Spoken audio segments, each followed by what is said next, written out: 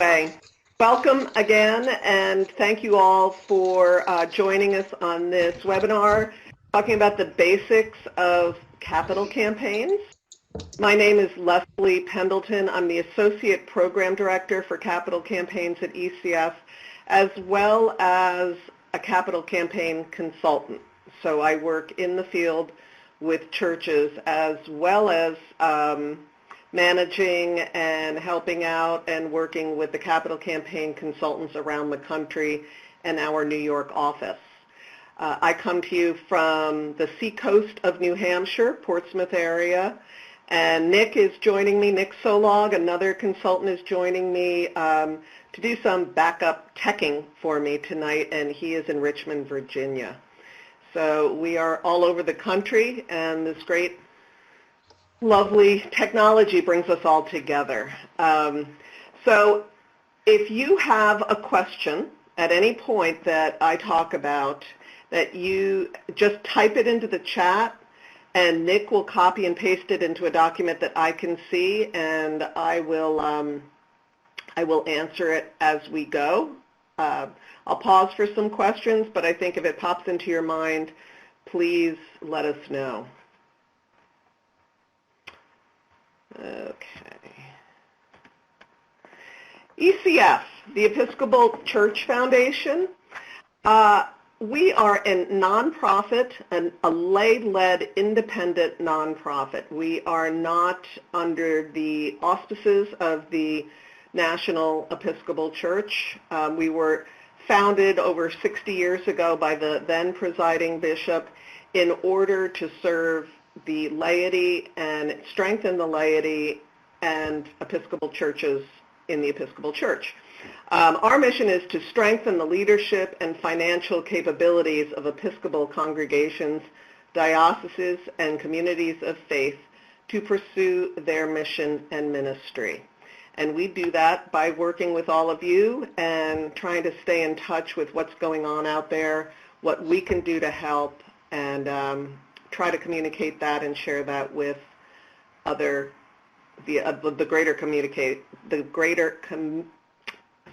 greater community, Episcopal community out there. To start with, there are, and this may seem very basic, but when you come to think about stewardship and ways to fund your mission and ministry, there are three distinct areas that we talk about. When ECF works with a client on a capital campaign, we do not only come in to run a capital campaign, we want to make sure that you leave stronger and more confident and with your congregation understanding better annual stewardship, capital giving, or your capital campaign, as well as planned giving. All three of these are necessary in order for you to feed your mission working into the future. So we are always looking at all three of those. If you have all three of those in a strong place, you're in a good place. This is one of our cartoons that I love. I think of that elephant as your capital campaign, or your leaking roof, or your debt that you may have been struggling with for a while, but here you've got the vestry trying to figure out, are they going to address the elephant in the room? You might also be in deferring maintenance and deferring a capital campaign. So I would encourage you all, if there is fear or anxiety about the idea of a capital campaign, we're actually offering a webinar coming up that addresses the fear of capital campaigns. And it's real and understandable, but it really can be a transformational experience for the volunteers, for the church, and for the congregation as a whole.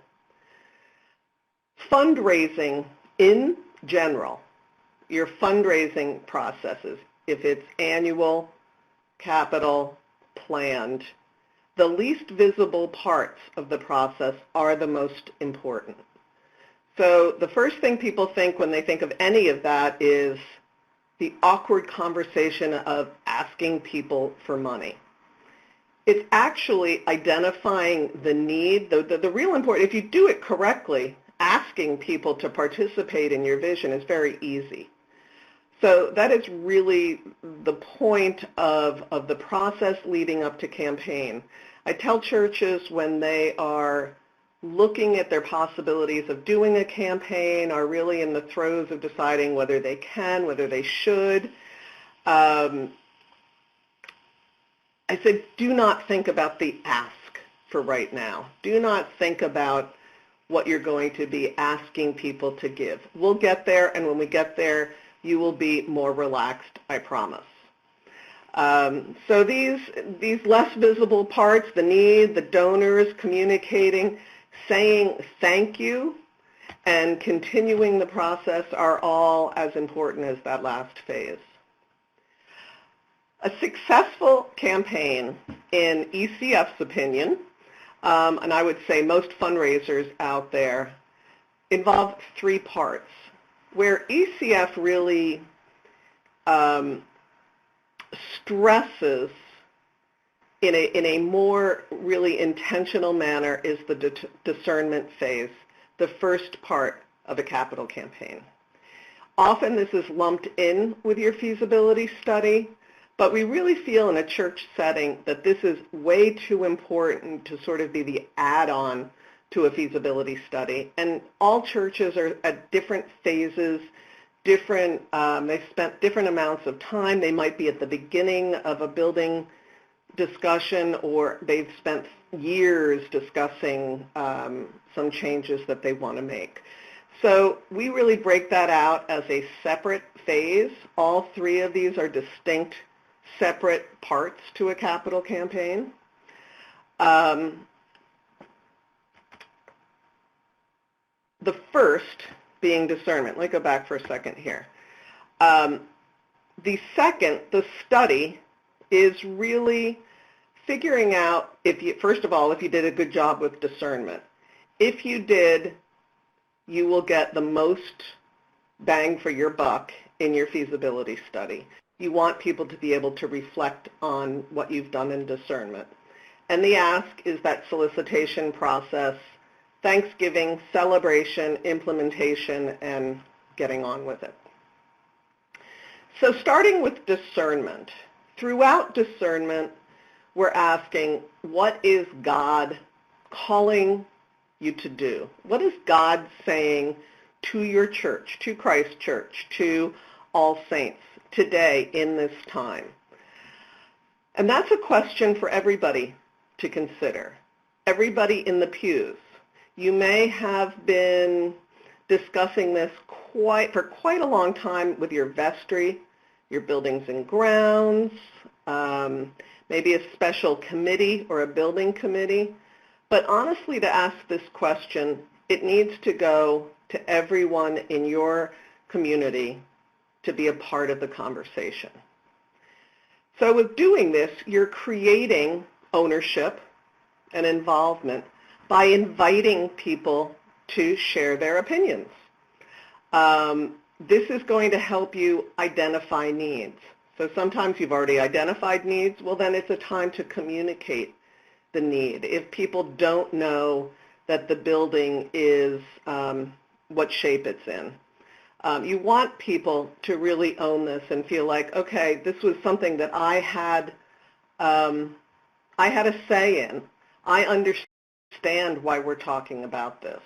I understand that if we don't have a new roof, that puts in jeopardy what's going on under the roof. And it's a time to really communicate that vision back to people. Part of this communications phase is identifying the needs. So what is the campaign for? The word communicate at this point is also identifying what has already been decided. So often buildings and grounds committees will say to me, we can't not fix the crack in the foundation. We know that, and so do your parishioners. but let them know that you've identified that, maybe what it's going to cost. What is the shape of the building? So are there building projects? Do we want, while we're doing this, to look at new programs or seed money to start something? Would it help to build our endowment a little? Or do we have debt that we want to retire? What are the needs, the financial needs we're looking at? And then you want to connect it to your mission, because nobody is going to say, boy, that roof is just really exciting. What is exciting is what is going on underneath that roof. This is the so what question. So you're going to fix your roof, you're going to repoint the outside, you're going to do some accessible ramping, that sort of thing. So what? If you don't connect it to why that matters, why people would be compelled to support a campaign that brings more people, more accessibly, more welcoming into your community, that's what you're focusing on. How will the projects help you do what you do more faithfully? Also, maybe, what is it that you do that you no longer need to do? You know, these are usually these are in the forms of small groups that you will break at, you know, cottage meetings, if you will, where we break the congregation down into these small groups, and they get a chance to just talk with fellow parishioners about their story, about their church, why they love their church, and what they would really like to see happen there. And sometimes you identify what we call low-hanging fruit. What are we doing that we no longer should be doing? That was a great idea for another generation, but has really lost its oomph. People aren't getting joy from it anymore. It might be stressing people out. Well, I don't know that that's ministry if everybody is stressed out doing something. So it's time to look at those things as well. And really give people the chance to dream and air their views and their opinions. And honestly, a lot of people are surprised when you do this in a good way. That I just had a client recently that said, you know, they'd said to someone who was doing these meetings, I just can't believe you asked our opinion. Like, we actually really get to talk about this and why this might be good for our church.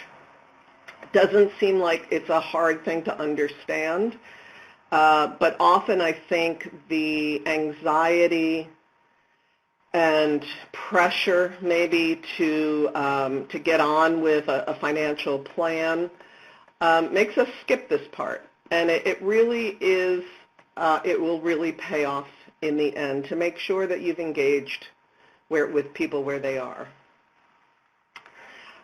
This is also the time that you want to involve people, leaders in the church, in your community, stakeholders, visionaries. This is a time to tap the talent in your pews.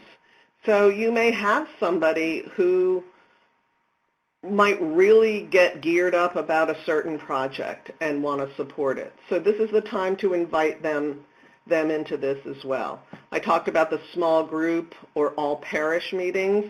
It's a great way to communicate. The reason small groups are often a really good solution is not everybody wants to speak up at an all parish meeting. So you may think you've communicated quite a bit and you've offered people the chance for feedback. But standing up in front of 100 people isn't always everyone's idea of sharing and may not feel safe. So if they can be in an environment where their opinion matters and will be heard and will be written down, you're going to get a lot better input that way.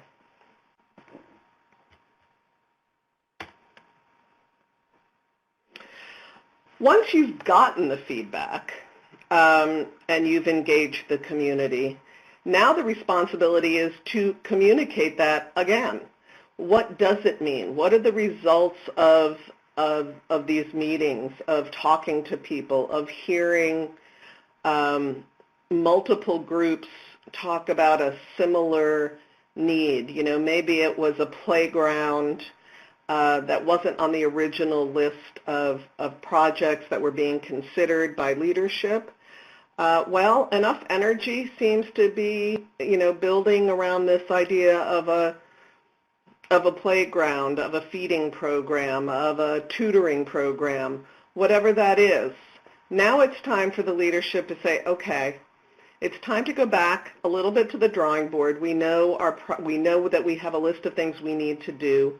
Let's also look into some of this other stuff that was identified by the parish.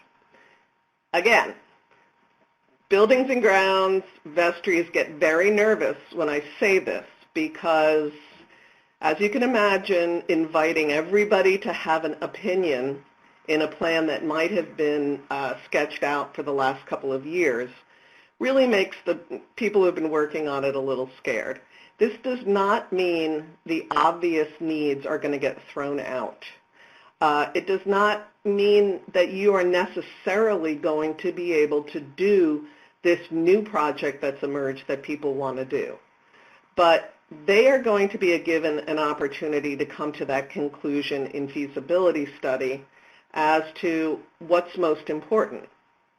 What is the priority? People are practical. I've never had a parish where they had something like a leaking roof or crumbling plaster or something like that, and they put a playground above that. Those projects of maintenance and security for the building structure are always at the top of the list of priorities. But not including them says to people that you didn't listen. Not including the playground option or the feeding program means you invited us to have an opinion. There was a really strong desire for one program, and yet it never even made the cut for the feasibility study. And I'll talk about that a little bit more with feasibility study. So how do you know when you're done with discernment? When you are able to communicate back to the congregation that we heard you, thanking them for participating in the communications process, you've communicated back, you know, as a result, this is what we're looking at doing. You've got a communications plan in place, and now leadership is going to gather really tight descriptions of the projects, how they will affect, impact, and benefit the mission at hand, and the costs. So when you are ready to write what we call a tentative case statement with a list of projects and what it will entail, pretty detailed why they need to be done, then you're ready to move on to feasibility study.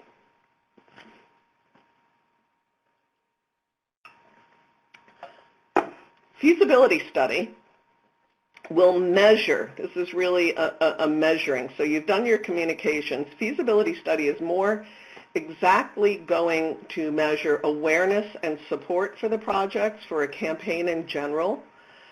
ECF, when we do a feasibility study, we come back to you with an exact dollar amount that we recommend be your campaign goal. It's very accurate. 92% of our clients reach or exceed that goal.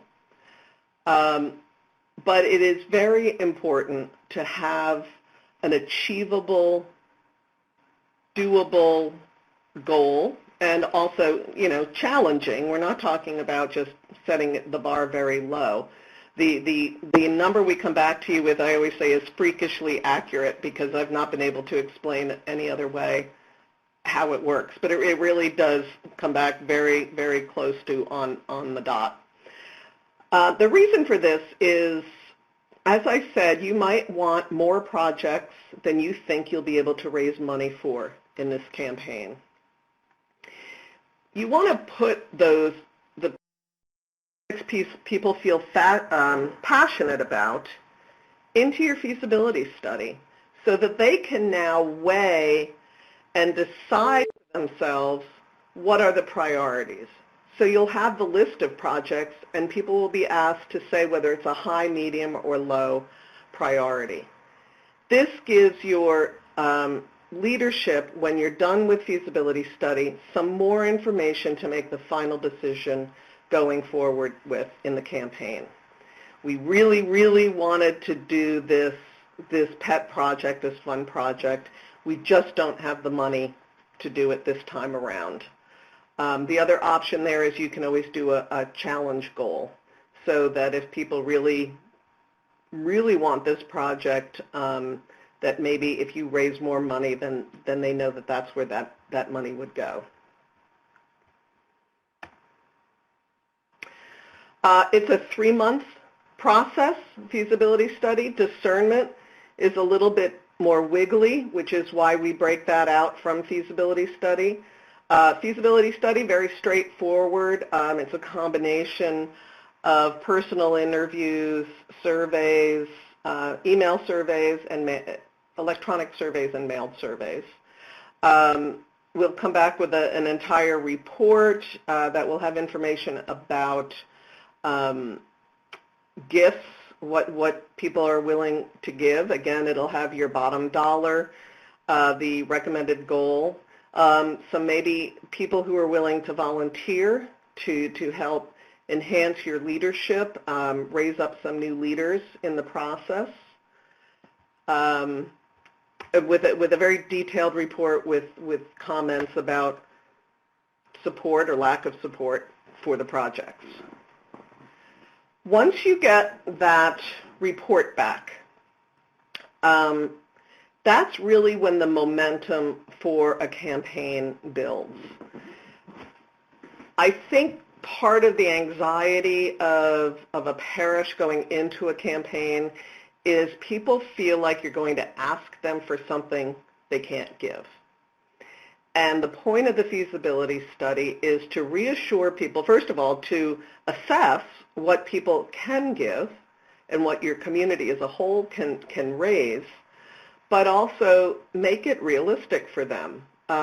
You almost feel the exhale in the room and the excitement build that people really realize, okay, if we raise this money, we're really going to be able to do projects A, B, C, and D. And that gets people excited. Now they're ready to move on and make this a reality. What we call the capital campaign, or the solicitation, or the ask, or the invitation, we have many names for this phase now, is a 4 to 6 month process. The beginning is really the preparation and planning of your materials, evaluation of your membership, data, cleaning up data to make sure we have contact information for people, leadership recruitment, which can take a while. You then will be, we would be training volunteers to make asks. Again, ECF's mission is to empower churches to improve or be better or be the best they can in the areas of leadership and financial responsibility. If we come in and ask your people if they would like to give to their church, it's a bit of a hollow request rather than having a parishioner, a fellow parishioner who shares in the joy and reward of being a member of this community. They have stories to share. They're going to want to hear from each other. I've never had a church where people at the very beginning of this process say, please, by the time we get to the, asking phase, come and get me. I love asking people for money. It's just not in our DNA, I don't think. By the time we get to this phase, though, you'd be surprised how many people are willing to be trained, to be taught, to be guided and coached in how to do this in a spiritual way. Again, the nuts and bolts of this are we do a silent phase that is called advance gifts. This is before you go public with the campaign, before you invite everybody's participation. The kickoff event is where you announce that you've raised 50% or more of your goal, and it's a very exciting time because people, again, realize you really can do this. You can achieve this. We then have the congregational gifts phase, then celebration and thanks. This is an example of materials of a campaign brochure with a theme, a bridge to a dream. This church was building a connector from their church to their parish house. There's a campaign prayer. We have committees, and we stress the spiritual aspect of fundraising and the campaign throughout.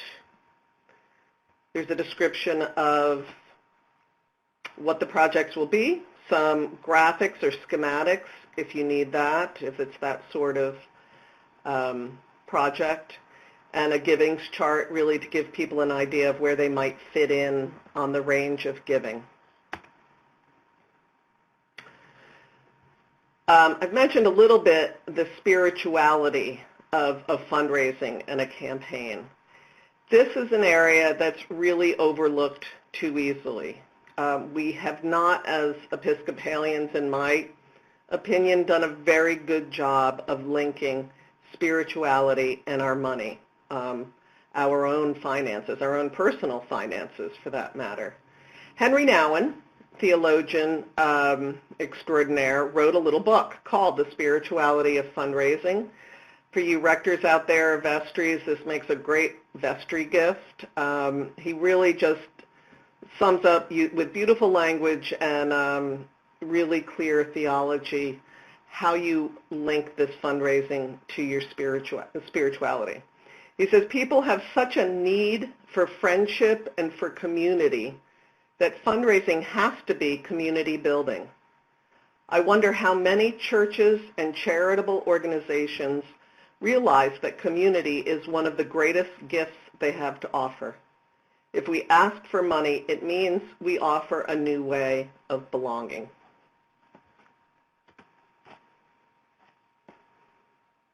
I'm going to move along. Again, if you have questions about any of the phases, discernment, feasibility study, or solicitation, please do go ahead and ask. I feel like I missed a slide here. No?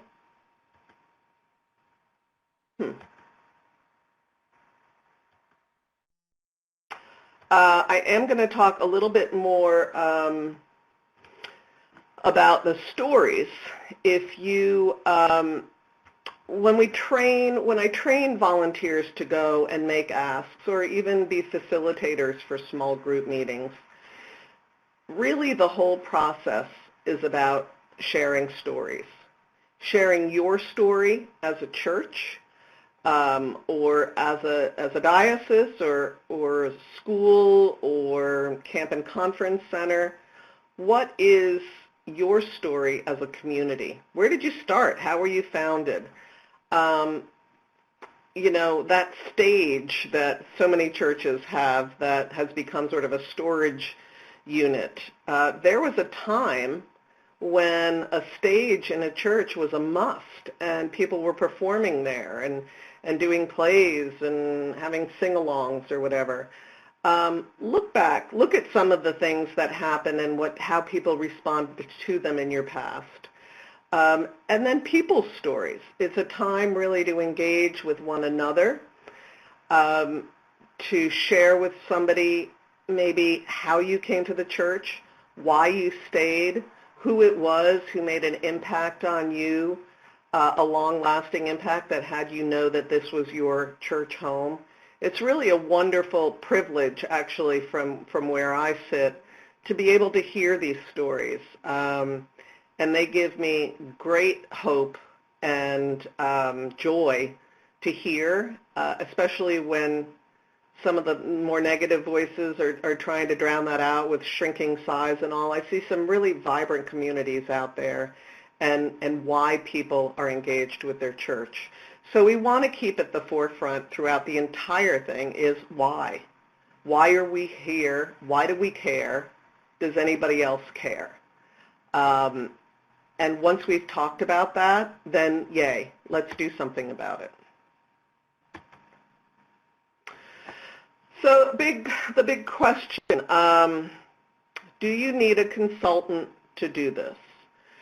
I think there's often churches think, you know what, we don't want to spend money on a consultant when we need money for our capital campaign. I personally, and this isn't because it's what I do for a living, I think it's a great mistake for a church to try to do their own campaign. It is a lot to ask of a volunteer or somebody who may do fundraising in your parish. You're changing the relationship of somebody from fellow parishioner to sort of boss or, you know, or how that works with the rector. Oftentimes, responsibility and for tasks winds up falling to the rector. Your rector has better, more important things to do. This should be lay run. Obviously, the rector is a big part of this. The clergy are a big part of this. You want them involved, keeping things on track. They have a great depth of knowledge about the people in the parish and things that one person may not know. But you want to expand your lay involvement and volunteer base so that you're raising up new leadership, so that you are engaged as a community. You are the church. Clergy come and go. They will come and go, even if, you know, you don't want them to. But if your parish is strong as a core in that area of mission and future thinking, then you're in a much better place. We say that a capital campaign consultant will do more capital campaigns in a year than a church will in 100 years. So you do have that depth of experience. We only work with Episcopal entities, so Episcopal churches and organizations, and share that information with each other, with the consultants. So we are in quickly changing times for the church. A lot is changing. A lot about the church is changing. A lot about the ways people are looking at doing ministry is changing. So we try to stay as up to date on that as we can by sharing the experiences with clients that we're working with. We're neutral, confidential. We don't have the buttons to push that maybe some parishioners would push on internal volunteers. We're accountable to give you the best service that we can, adhering to the highest ethical standards. And you generally, with a consultant, will reach a higher payout. You will be able to raise more money. If you've got somebody who's been doing this, believe me, even with the consultant, you've got volunteers saying, okay, we're close enough. I think I've got to take a break now. I've got a question about a consultant. Peter asks, have you ever had experience where the consultant and the parish volunteers clashed?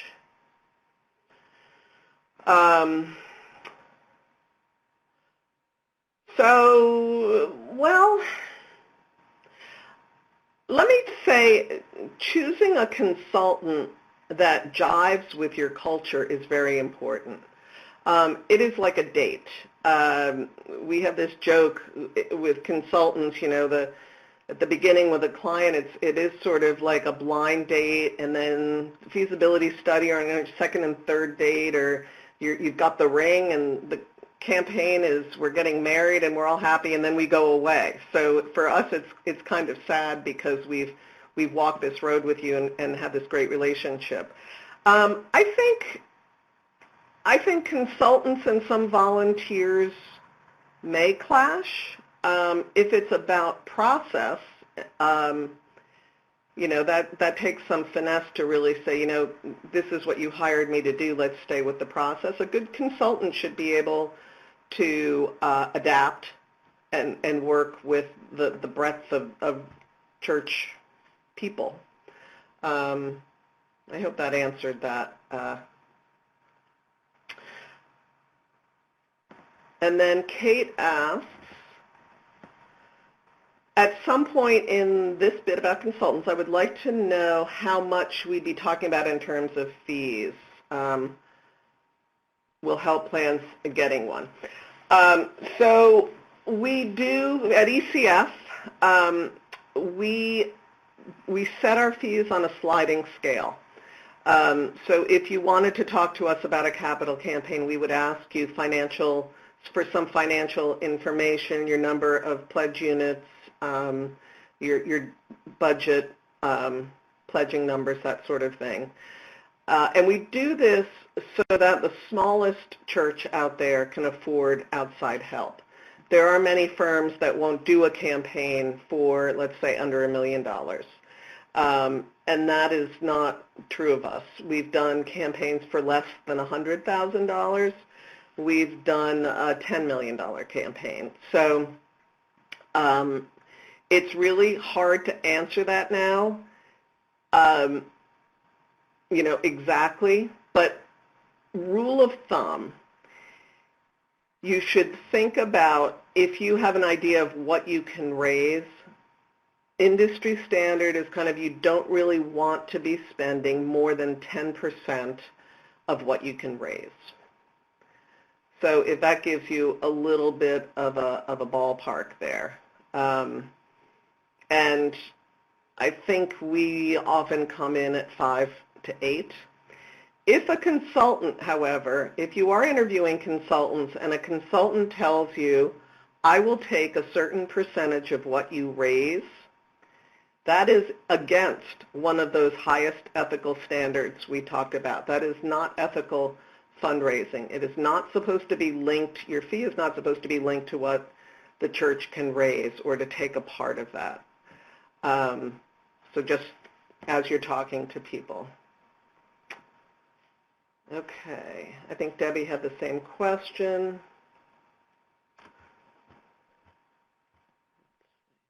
This is great. Keep the questions coming. So here's my ECF pitch.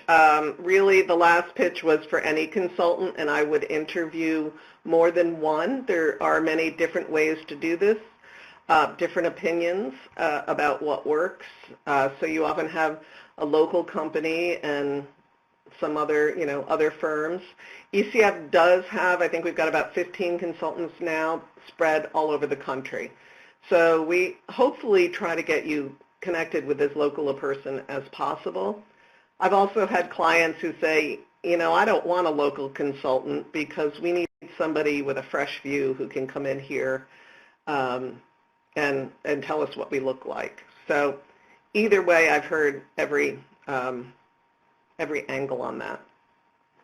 Why ECF? Again, knowledge of the Episcopal Church. We only work with the Episcopal Church. 25 years of successful campaign management. We really do truly approach this in a spiritual, biblically grounded way. When we are getting too caught up in the building, we try to come back to that campaign prayer and remind everybody why it is that we're doing this. We also want to partner with you beyond campaign. Are there things we can help you with in the areas of leadership or endowment management or plan giving? Plan giving is part of what we work with you on during campaign in a parallel universe kind of thing. So it's a separate track.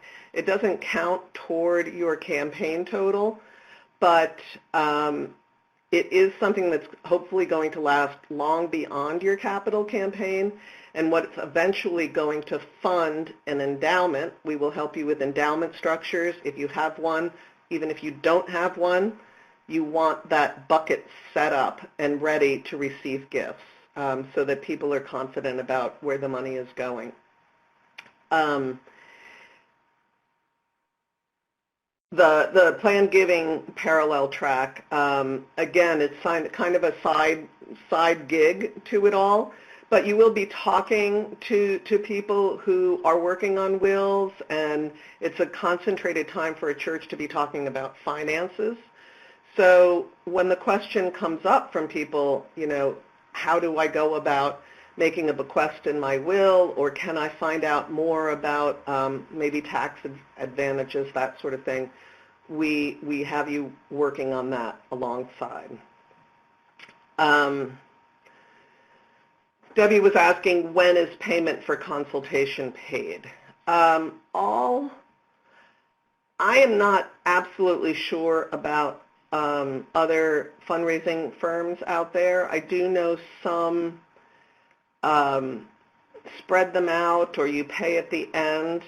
With ECF, each of those phases, the discern, study, and ask, are separate contracts, and you pay as you go.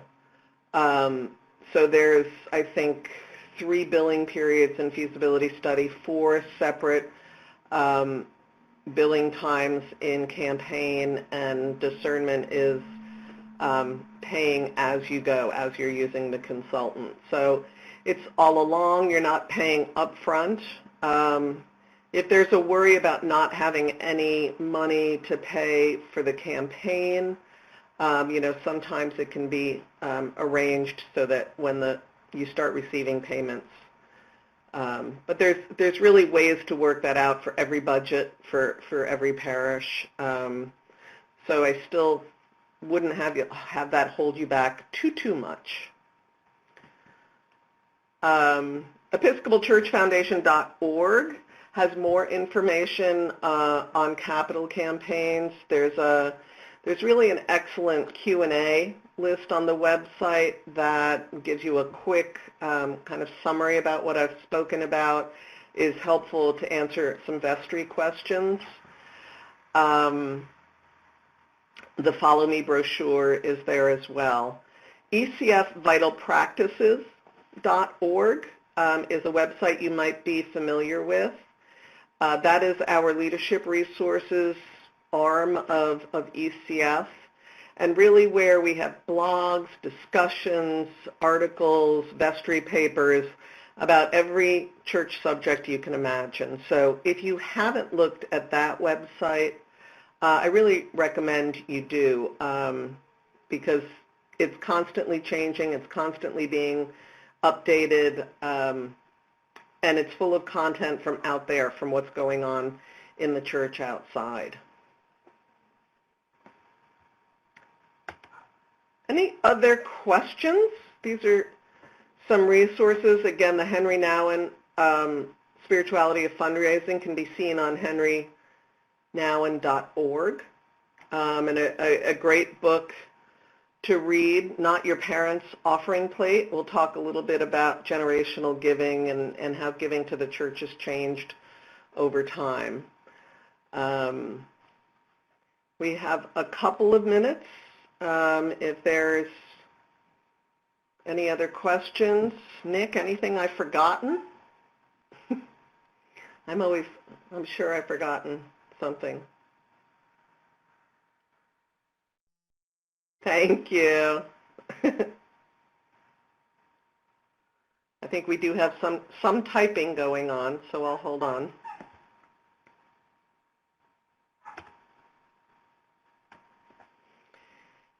If you think of questions after tonight that we didn't get to, oh yeah, slides. I am going to send you all tomorrow, maybe not tomorrow, but soon, a copy of this recording, a link to this. So if you had some people who could not be on the call, along with the PowerPoint slides, so that you can reflect on this or share or watch with the group if you would like. Peter's asking, how long does it take for ECF to schedule a preliminary meeting with a parish that is decided to consult with ECF? So right here, I've got some contact information. You have my email, I think, if you got the log-on information for today. feel free to send me an email. I'd be happy to talk with you. Louise Baeto is my colleague in New York. Erin Weber Johnson is also program manager with us in Minnesota. The toll-free number for Louise is the 800 number. You can ask for her, or you can send me an email.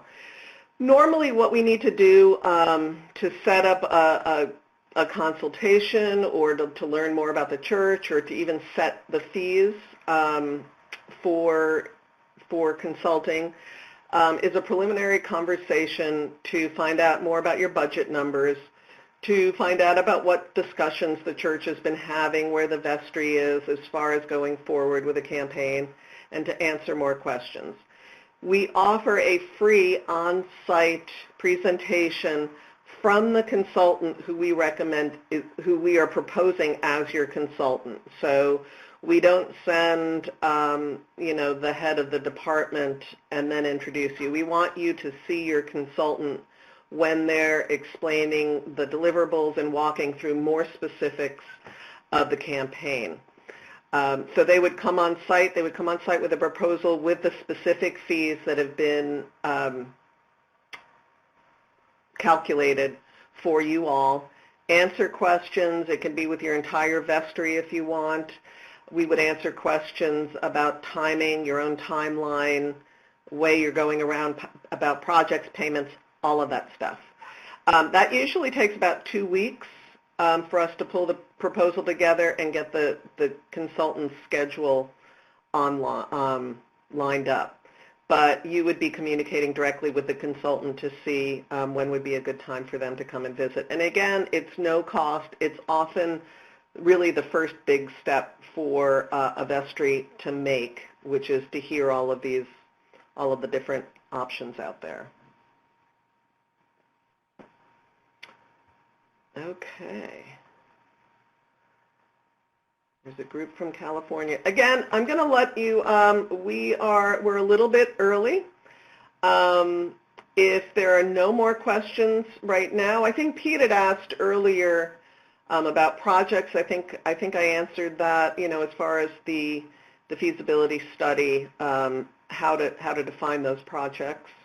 Again, if you have any questions, you would like a follow-up call, we are going to try to get you connected with a consultant in your area, maybe to give you a call and follow up to see if you have any more questions. If that's a definite, or you really want to get going and say, we want to set up a conference call or a call with you, or we want to see a consultant out here ASAP, let me know. We'd be happy to